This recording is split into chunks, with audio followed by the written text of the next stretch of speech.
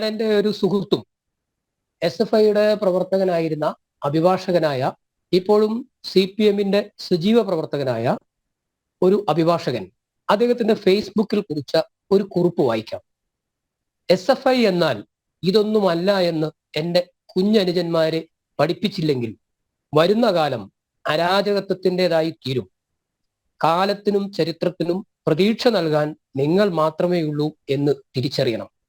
ഇത് തികഞ്ഞ കമ്മ്യൂണിസ്റ്റ് പ്രവർത്തകനായ ഒരു മുൻകാല SFI പ്രവർത്തകൻ അദ്ദേഹത്തിന്റെ ഫേസ്ബുക്കിൽ കുറിച്ചൊരു കുറിപ്പാണ്. എന്ന് പറഞ്ഞാൽ കേരളത്തിലെ കമ്മ്യൂണിസ്റ്റ് നേതൃത്വവും കമ്മ്യൂണിസ്റ്റ് പ്രവർത്തകരും SFI പ്രവർത്തകരും എല്ലാവർക്കും സുനിശ്ചിതമായിട്ടുള്ള ഒരു കാര്യമാണ്, സിദ്ധാർത്ഥിന്റെ മരണം അതൊരു കൊലപാതകമാണ്. അതിന്റെ പിന്നിൽ പ്രവർത്തിച്ചത് അവിടുത്തെ SFI നേതാക്കന്മാരും യൂണിറ്റ് ഭാരവാഹികൾ അടക്കമുള്ള ആൾക്കാരാണ് എന്നുള്ളതാണ്. ഇപ്പൊ DYSPയുടെ മലക്കം മറിച്ചലിനെ കുറിച്ച് പറഞ്ഞു. അദ്ദേഹത്തിനെ നമുക്ക് കുറ്റം പറയാൻ കഴിയില്ല.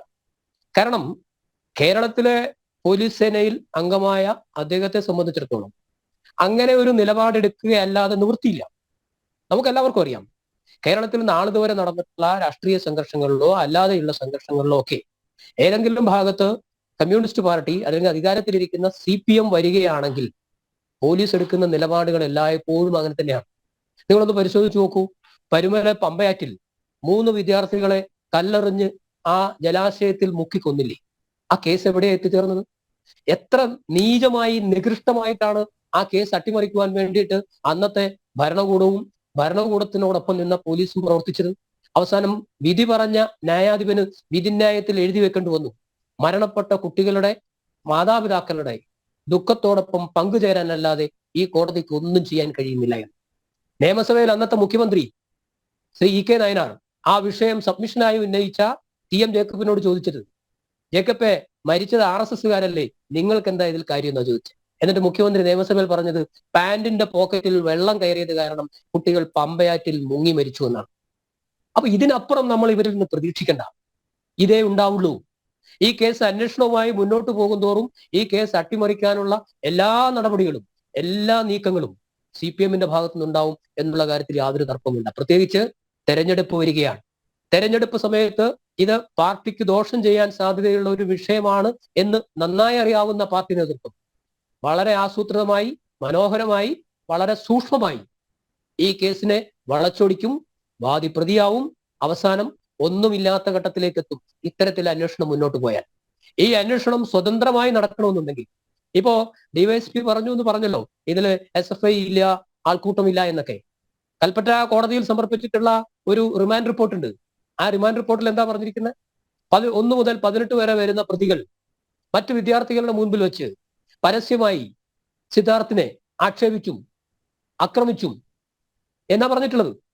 അപ്പൊ ഈ 1 മുതൽ 18 വരെ വരുന്ന പ്രതികളുടെ രാഷ്ട്രീയ ബാക്ക്ഗ്രൗണ്ട് എന്താണ്? അവർ ഏത് പ്രസ്ഥാനത്തിൽപ്പെട്ടവരാണ്?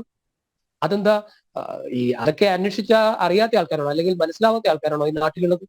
എന്നിട്ട് ഇന്നലെ ഓഫ് ദ റെക്കോർഡ് അങ്ങനെ പറഞ്ഞ DYSP ഓൺ ദ റെക്കോർഡ് മാറ്റി പറഞ്ഞിട്ടുണ്ടെങ്കിൽ ഒരു കാര്യം വ്യക്തമാണ്, അത്ര വലിയ സമ്മർദ്ദം ആ അന്വേഷണ ഉദ്യോഗസ്ഥന്റെ മുകളിൽ വന്നിരിക്കുന്നു. അന്വേഷണ ഉദ്യോഗസ്ഥന്മാരെ സംബന്ധിച്ചിടത്തോളം എല്ലാ പോലീസുകാരും ഈ പറയുന്നത് പോലെ രാഷ്ട്രീയക്കാരന്റെ കാലു തിരുമുന്നവരൊന്നുമല്ല. പക്ഷേ നിവൃത്തിയില്ലാത്തതുകൊണ്ട് നിലനിൽപ്പിന് വേണ്ടി പലപ്പോഴും അവർക്ക് രാഷ്ട്രീയ സമ്മർദ്ദങ്ങൾക്ക് വഴങ്ങേണ്ടി വരുന്ന സാഹചര്യം ഉണ്ടാവാറുണ്ട്. അങ്ങനെയുള്ള സാഹചര്യങ്ങളിൽ ചെന്ന് പെടുമ്പോഴാണ് പലപ്പോഴും പല കേസുകളും കണ്ടിട്ടുണ്ട്. കൊല്ലത്തൊരു RSS പ്രവർത്തകർ മരിച്ചൊരു കേസ് ഉണ്ടായിരുന്നു. ആ കേസ് അന്വേഷണം നടത്തിയ DYSP ആ ചാർജ് ഷീറ്റിൽ എന്തൊക്കെയാ എഴുതി വെച്ചിരുന്നത് എന്ന് എനിക്ക് നേരിട്ടറിയാവുന്നതാണ്. 5 മൊഴിയാണ് ഒന്നാം സാക്ഷിയുടെ പേരിൽ എഴുതി. 5 തരത്തിലുള്ള 5 മൊഴി. എന്നിട്ടും അതില് തെളിവിന്റെ പശ്ചാത്തലത്തിൽ കോടതി അതിലെ പ്രതികളെ ശിക്ഷിച്ചു. അപ്പൊ ഇത് കേരളത്തിന് പുത്തിരിയല്ല. സിദ്ധാർത്ഥിന്റെ മരണം ആത്മഹത്യ എന്ന നിലയിൽ 174 CRPCയിലെ 174 അസ്വാഭാവിക മരണത്തിനാണ് ആദ്യം FIR രജിസ്റ്റർ ചെയ്യുന്നത്. അതിനുശേഷം സിദ്ധാർത്ഥിന്റെ വീട്ടുകാരും സുഹൃത്തുക്കളും പറഞ്ഞ പരാതിയുടെയൊക്കെ അടിസ്ഥാനത്തിൽ പോലീസ് കോടതിയിൽ അഡീഷണൽ റിപ്പോർട്ട് കൊടുത്തിട്ടാണ് 174 രജിസ്റ്റർ ചെയ്ത FIR പുതിയ വകുപ്പുകൾ IPCയിലെ 306 ആത്മഹത്യാ പ്രേരണ കുറ്റവും അതുപോലെ 323, 324 പിന്നെ റാഗിങ്ങിലെ സെക്ഷൻ 3ഉം 4ഉം ഒക്കെ കൂടി ചേർത്തിട്ട് പുതിയ റിപ്പോർട്ട് കോടതിയിൽ കൊടുക്കുകയും പ്രതികളെ അറസ്റ്റ് ചെയ്യുകയും ഇപ്പോൾ റിമാൻഡ് ചെയ്ത് ജയിലിലേക്ക് അടക്കുകയും ചെയ്തിട്ടുള്ളൂ. 18 പ്രതികളുണ്ടെന്ന് റിമാൻഡ് റിപ്പോർട്ടിൽ പറഞ്ഞിട്ടുണ്ട്. 7 പേരെ അറസ്റ്റ് ചെയ്യപ്പെട്ടിട്ടുള്ളൂ. 11 പേര് പുറത്തു നിൽക്കുകയാണ്.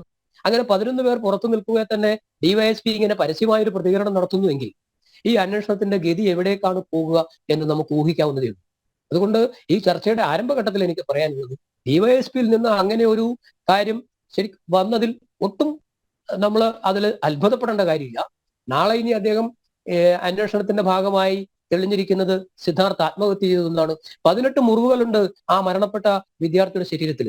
അതിൽ 2 മുറിവുകൾ മാത്രമാണ് കഴുത്തിലെ കയറുപയോഗിച്ച് തൂങ്ങിയതിന്റെ പാട്. ബാക്കി 16 ശരീരത്തിന്റെ വിവിധ ഭാഗങ്ങളിലേറ്റ മർദ്ദനത്തിന്റെ മുറിവുകളാണ്. കൺഡ്യൂഷനും അബ്രാഷനും ഒക്കെയാണ്. ചതവും ഒരവും മുറിവും ഒക്കെയാണ്. ഈ ചതവും ഒരവും മുറിവും ഒക്കെ എങ്ങനെ വന്നു എന്ന് പോലീസ് അന്വേഷിക്കണ്ടേ?